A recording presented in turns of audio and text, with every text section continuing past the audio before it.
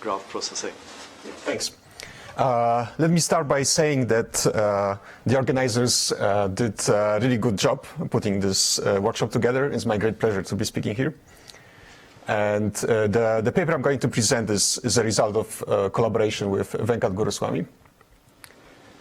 So the streaming model for graphs has been mentioned multiple times in this workshop, but just to make sure that everyone's on the same page, in this model, a streaming algorithm has access to a long stream of edges and can read them one by one. And the usual goal in this kind of research is to minimize the amount of memory that the algorithm needs to provide answer to some combinatorial problem. And what is usually allowed in such a case is both randomization. The algorithm can use random coin tosses. And we also won't complain if it errs with small probability. So let me also just say that in general, we're going to assume worst case ordering of edges as opposed to a random ordering of edges. So you can think of this in the following way. So there is some adversary who knows your algorithm, and this adversary can pick the order of edges based on the algorithm, but he or she doesn't know the random coin tosses of the algorithm. So in particular, in this talk, I'm gonna focus on the multipass model. So an algorithm is gonna be allowed to see the input a few times. So every time the ordering of edges in the stream is gonna be the same. So you could ask, does it make sense to consider this kind of model? And the answer is yes, because if the data is on some large external storage device, then sequential access is likely to maximize the throughput. So if you are able to see the data once, even if it takes you, say, 1 day, then if you don't need the answer to your question very quickly, then perhaps you'll be fine with making a few passes, like 5 passes, for instance. So for graph streaming, what has become a standard is to strive for algorithms that use the amount of space, which is roughly the number of vertices times some polylog. Right? So intuitively, this is enough to store a little bit of information for every vertex, but it's not enough to store all the edges if the graph is dense. It kind of makes sense to consider this kind of model because for most problems, if you want to compute something for a graph, if you use less memory than the number of vertices, then it's very easy to show that there's essentially nothing you can do. So the challenge is so in general, the challenge has become to find algorithms that use this much memory and use a small number of passes. Right, and in this work I'm presenting today is we're going to rule out a possibility of such algorithms for a few basic graph problems. So what are our problems?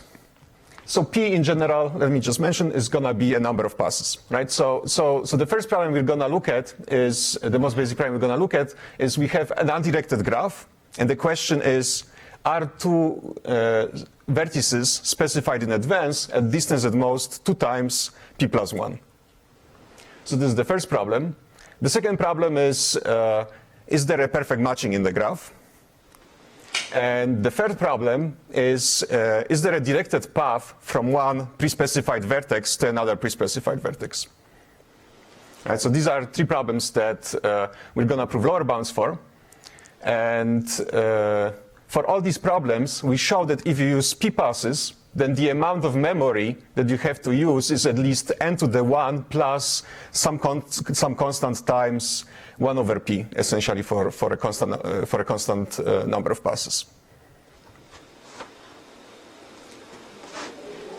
Okay, so what was known about these problems before?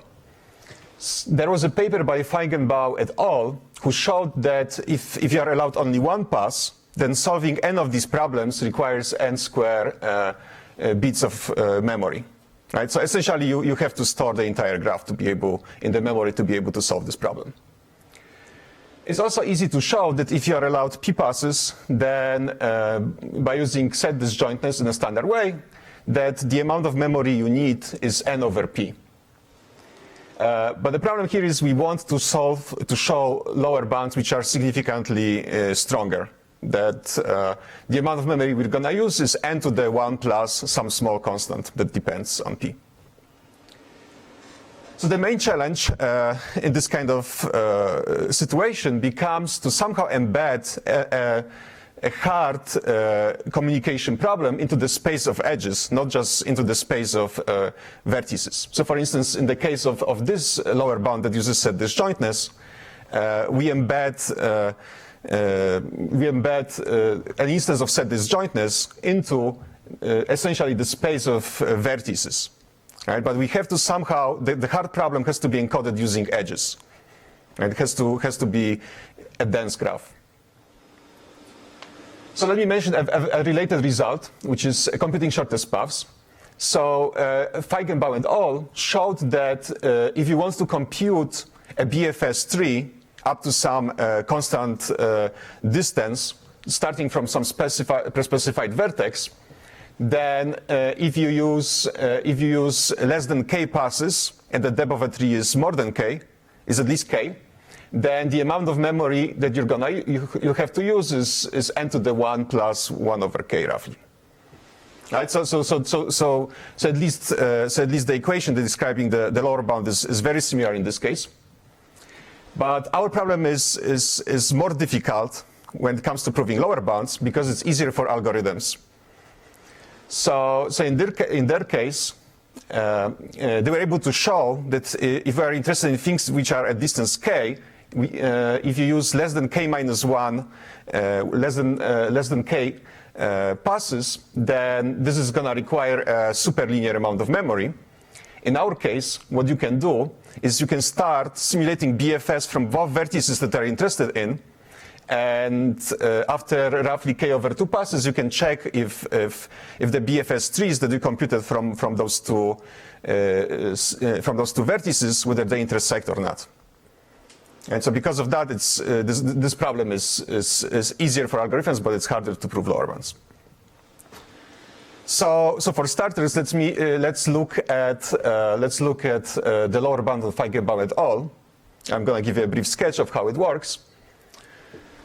So we're going to look at the perfect matching problem, right? So we're going to have 4 columns of vertices. We're going to have an arbitrary graph, bipartite graph between the two middle columns of vertices, and then we add almost a perfect matching of the middle columns of vertices with the outer columns of vertices, right? So you can see that 2 vertices are not connected.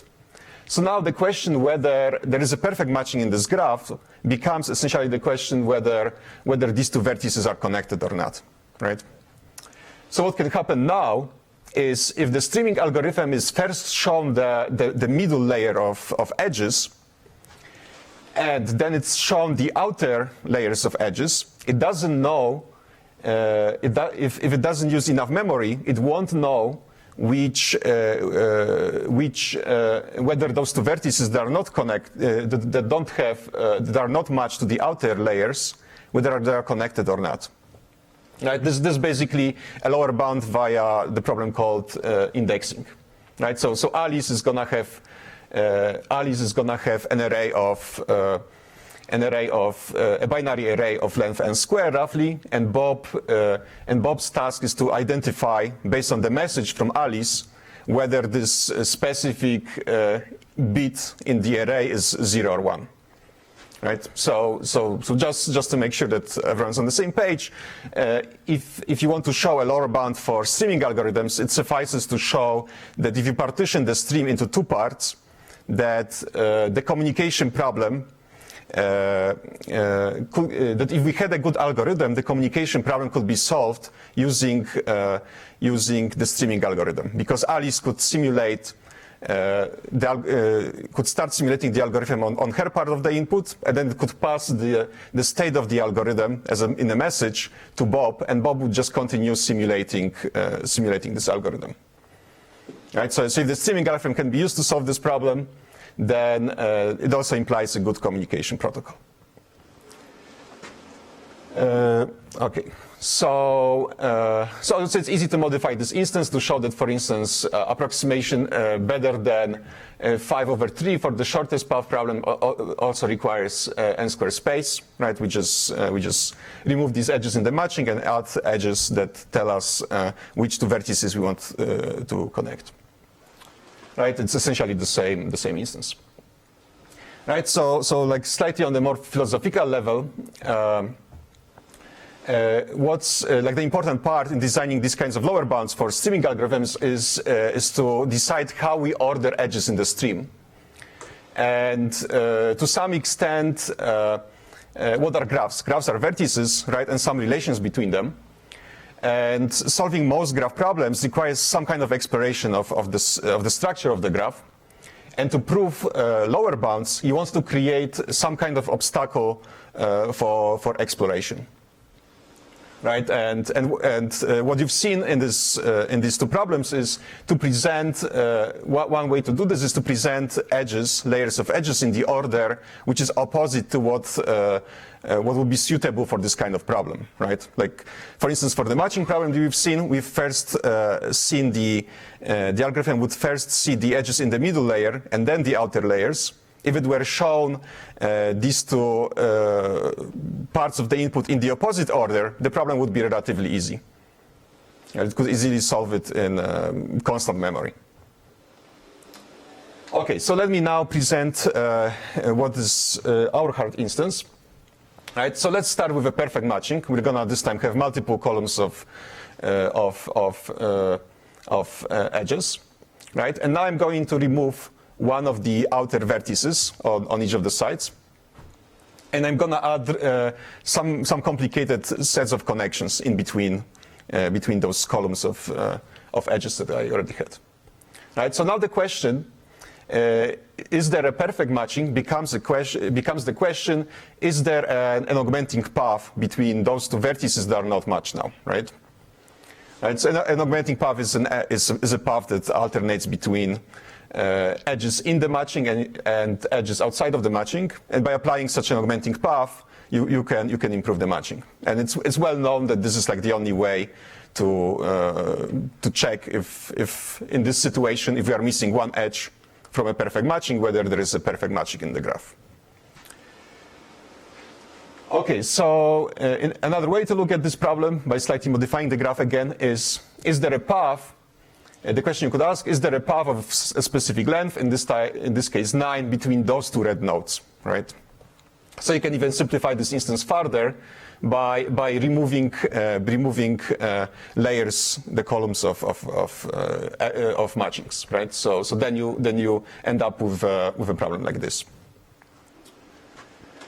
So as I said, now it's important in what order an algorithm is presenting these edges in this instance, right? And again, we're gonna do it in the worst possible order for the algorithm. We're gonna start from the middle, right? So first we're gonna present the edges from the middle, 1, 2, 3, and 4, 5, 6, right? If we presented them in a different order, if we presented them in order, say, 3, 2, 1, and then 5, 6, 5, 4, then it would be very easy for the algorithm in linear memory to find out whether there is a directed path from one side to the other.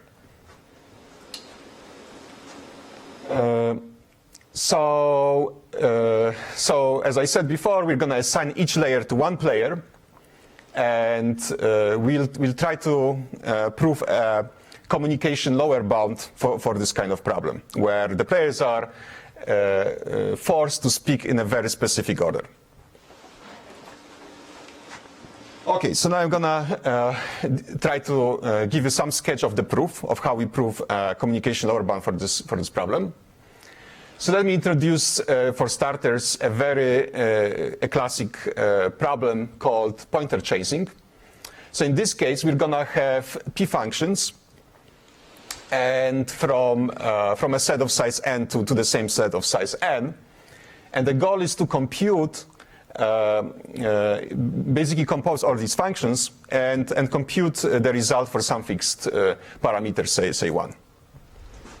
right? So it's basically, if you see these functions as layers in a directed graph, the question is, starting from a specific vertex on the left, where do we end up on the right?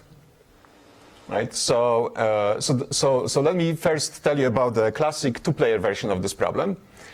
So players are gonna, so each player is gonna have every other layer, every other function, every other layer in this graph that we've just seen.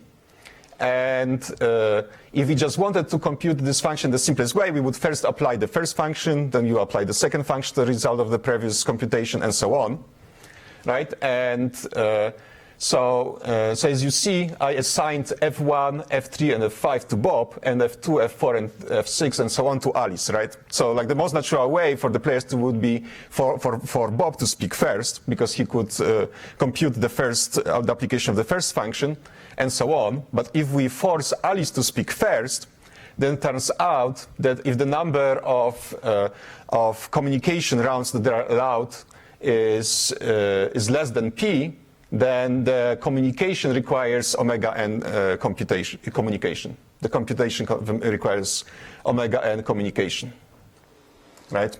So if Bob were allowed to speak first, and if we had the same number of rounds, then the problem would be easy with basically sending one word per round of computation.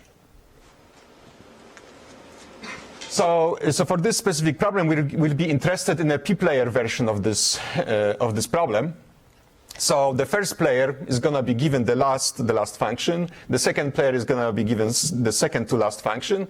And in each round, the players will be forced to speak in order player 1 through player p.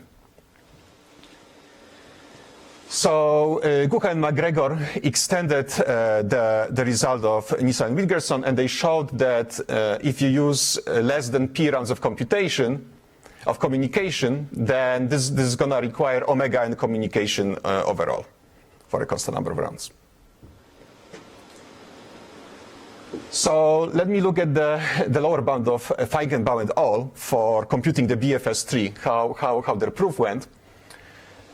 So what they did is they took the communication lower bound for pointer chasing, right? Then they applied a direct sum theorem of Jain, Radhakrishnan, and Sen, which basically says that if you want to solve k instances of a communication problem in a small number of rounds, then the total amount of communication has to be k times the amount of communication that is required for a single instance of the problem. And using that, they showed that if you want to compute a BFS tree, then if you can do it in a small amount of memory, then you can use the result of this computation to show that that you would be able to also efficiently solve the BFS problem. So there is some relatively simple reduction that happens there, which I'm not going to go into details. But in our case, the problem is slightly more difficult, because what we only need to do is to see if two BFS trees intersect, right? So in their case, they were computing entire BFS tree, so there was enough information to use it to solve the original k pointer chasing problems. And in this case, we're only gonna find out one bit: do those things intersect or not? That does not seem to be enough to, for instance, infer the full BFS trees from those two vertices, right? Like intuitively, it seems that that's the only thing that the algorithm can do, but it's not clear why that would be the case. So let me now introduce the following problem, which is going to be crucial in our analysis. So instead of having one pointer chasing instance, we're going to have two pointer chasing instances. Right, so we're going to have two sets of players. The first set is going to have one instance, the other one is going to have the other instance. And now the question we are interested in is, are the results of those two pointer chasing instances the same or not? And there is like also some small technical complication in order to make the proof work, is that if one of the functions maps too many elements to the same element, then we are also supposed to say yes, but it's not really important. Like this, because all our distributions are going to be uniform, this is going to be very unlikely to happen. So there are 3 steps in our proof. So first of all, just to remind those who are not familiar with information complexity. Information complexity is basically how much the protocol has to reveal about the inputs of the players. And there is the distinction between internal and external information complexity, but it's not important here because all our distributions are uniform, in which case those two definitions are the same. So in the first step of our proof, we show that the information complexity of this problem that I just showed you, those two, checking whether the output of 2 instances of pointer chasing is the same, that the information complexity of this problem, if you want to solve it with very high probability, I have to make this probability of error very small, like say 1 over n squared, because the probability of the answer yes is first of all very low for uniform distributions. So I showed that for the uniform distribution that this requires essentially a linear amount of information exchange, this problem, right? In the second step, we show that if you take multiple instances of this problem and you try to compute the disjunction, right? Basically compute if at least one of the instances gives you the answer yes, you want to say yes, that computing, that solving k instances of this problem for some k which is bounded away from n requires essentially k times more information exchange. Right, the information complexity grows by a factor of k. And since this much information is being exchanged, this also implies the communication complexity has to be large as well. Right, this is essentially the same thing. Finally, in the third step, I'm going to show that if the communication complexity of this main problem that we're interested in, checking whether 2 BFS trees intersect, has to be at least the communication complexity of checking k instances of this Bayesian building block, right? Whether there's at least one intersection in this set of instances. Okay, so now I'm gonna quickly go over those 3 steps, starting from the last one. So what would you do in the last one, right? So we want to show that the communication complexity of this BFS tree intersection has to be at least the communication complexity of the disjunction of a small number of Bayesian building blocks. And so the way to do it is to show a protocol for the disjunction that uses the protocol for the BFS intersection. So what can you do? So the simplest thing you could do is just to stack the instances of the Bayesian building block on top of each other, right? So one thing for sure is if one of the instances was giving you the answer yes, then the resulting BFS trees are gonna intersect. But the problem now is that even though the answer might have been no for the disjunction of those Bayesian building blocks, that suddenly now some paths that you get from some combination of 2 different instances might end up in the same place as well, right? So what do you do? Well, so the solution is to randomly relabel in each instance, randomly relabel the elements at each layer, and unless there is an element that is a result of mapping of many other elements, then it's easy to show that this is going to behave very nicely, right? And this finishes the proof of step 3. So step 2. So in step 2. It's well known that the information cost of the entire protocol is the information cost for each instance. Like if you have a disjunction or conjunction, whatever, of different problems, it's basically the sum of how much gets revealed for each instance of each subproblem. So now showing this kind of lower bound would be easy if we were required to solve each of the problems, right? But the problem is we only care about the disjunction of the results from all these problems, right? So what can we do? So the easy observation is that because of how we defined our problem is for a random set of functions, if we fix, if you look at the other instances, if we pick one instance and we look at the other instances, the probability of any instances of being yes is very small. So if we if we look at all the other instances, then with probability roughly 1 minus k over n square, the probability of the other instances are all gonna be false, right? So we can fix the other instances to some, so we just fix the other instances to something that gives the answer false, and under this assumption, we have to really solve this one specific problem, right? And it's easy to show that because the probability of these other instances being false, that the information complexity doesn't change, right? So we are only looking at some sub-distribution. We restrict ourselves to some subset of functions, and we show that the information, so then the information complexity is the information complexity for a single instance.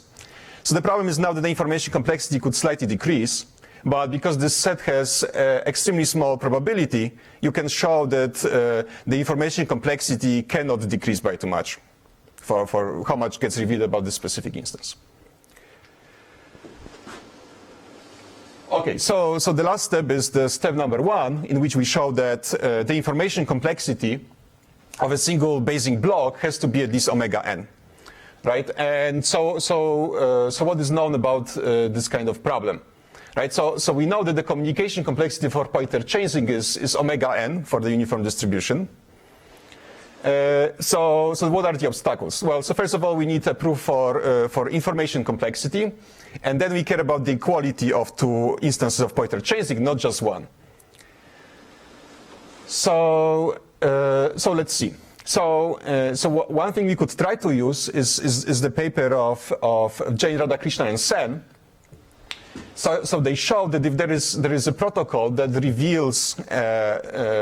reveals information complexity, say IC, then and R is with priority at most epsilon, then there is a protocol which uses total communication, which is roughly the information complexity divided by delta square, and R is with priority epsilon plus delta square, right? Epsilon plus delta. So delta is like this additional error we get on top of the previous protocol in this new protocol.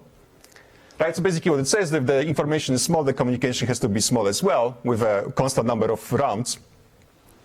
But it's not good enough for us because our delta is extremely small, right? We have to make sure that the problem gets solved with very high probability, because the probability of the answer being yes is small, right? So we need delta to be less than 1 over n. So this immediately would give a protocol that uses extremely large amount of that would be allowed to use extremely large amount of communication. So that would be not good enough for us. So instead of that, we have to introduce a slightly modified framework.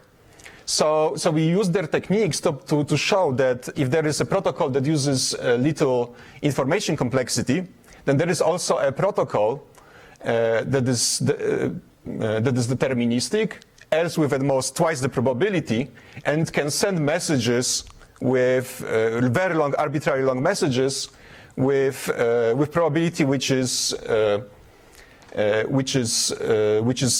like only constant, right? So we're gonna call this kind of protocol a typically concise protocol. So one interesting thing is the probability of a long message, because it's going to, for constant p, it's only gonna be constant. It's gonna be much larger than the probability of answer yes, right? So theoretically, things could go wrong because the protocol could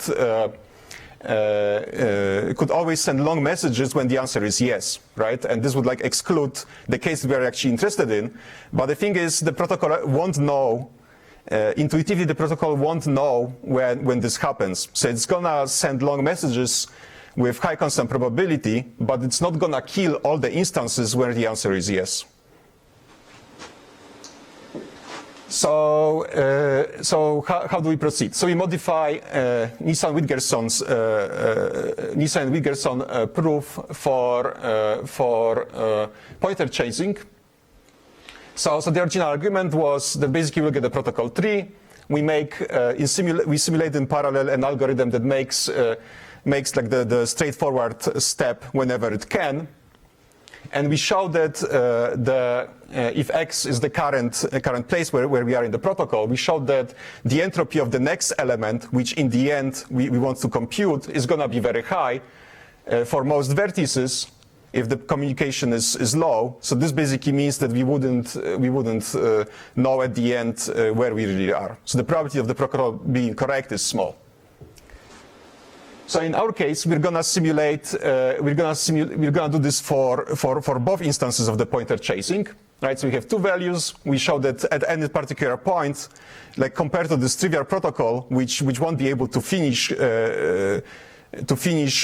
solve the problem in a specified number of rounds, that for this particular protocol, that the entropy of the next element is gonna be very high as well.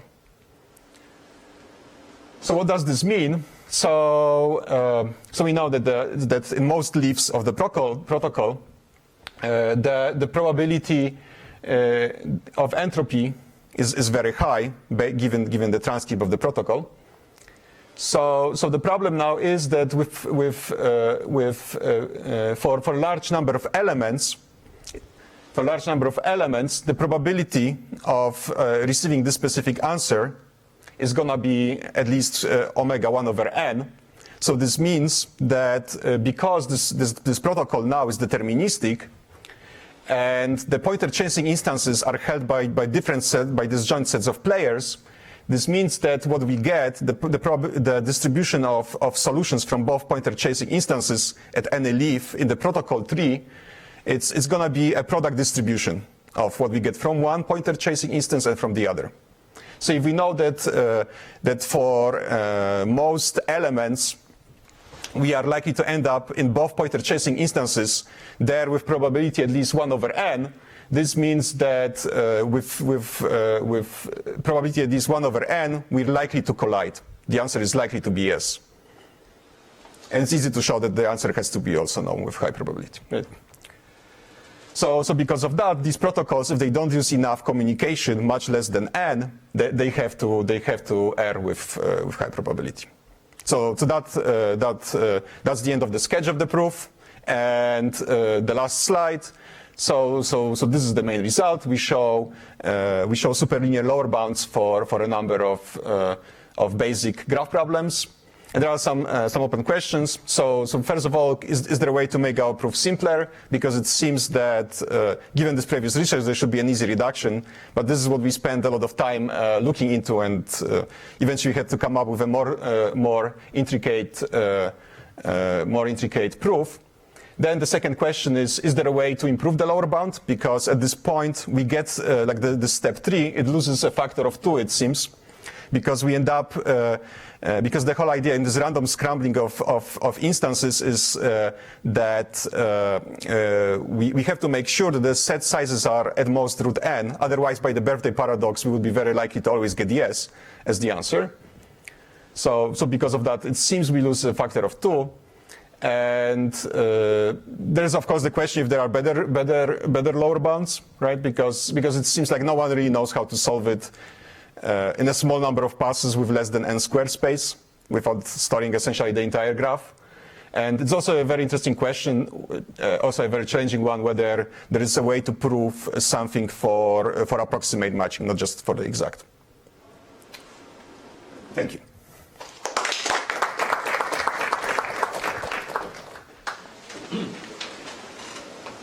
Questions?